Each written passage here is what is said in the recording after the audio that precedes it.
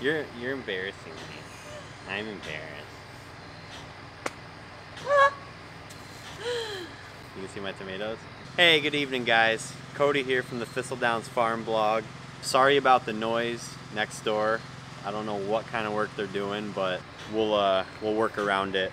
We've just gotten tons and tons and tons of cherry tomatoes this year. I've been using them up the best I can. I've been making salsa, I've been making bruschetta, I've been making tomato sandwiches, I've been making salads, I've been giving them away to everybody who wants them, but I just still can't seem to use them all up.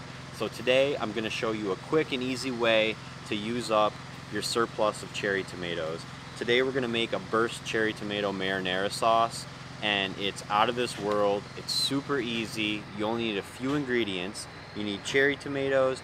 I'm going to grab a little bit of basil out of the garden. You need a little bit of olive oil and 2 or 3 cloves of garlic, and you're all set. So let's head inside and get to work. Alright, the beauty of this recipe is it doesn't even matter how many tomatoes you have. However many you have on hand, it'll work just fine. So you're just going to wash them, remove the stems, and slice each one in half.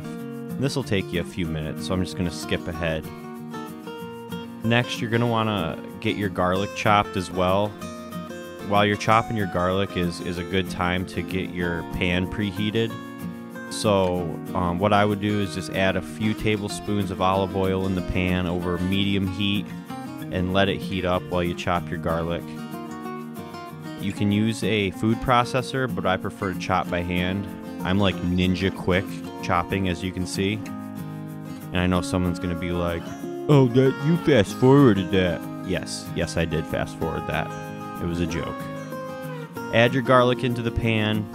Give it a quick stir, and it's just going to take about a minute, not even, for it to start browning, as you can see. Now's a perfect time to add your tomatoes, so just dump all your tomatoes right in the pan and give them a stir.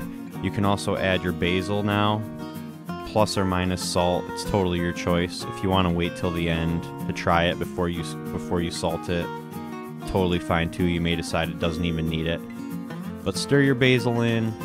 Let it cook over medium-low heat. You'll see it start to simmer. The juices from all those tomatoes will start to be released and start to cook off, and this is exactly what you want.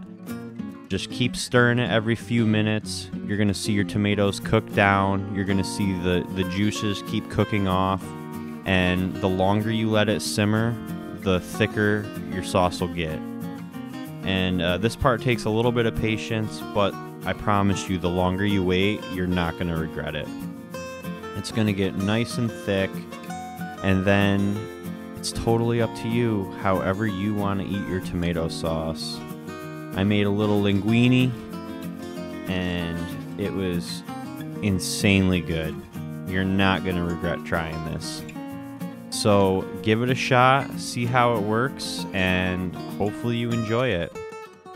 If you like this video, give it a thumbs up, and please subscribe. I would love to have you back here to watch more of our videos in the future.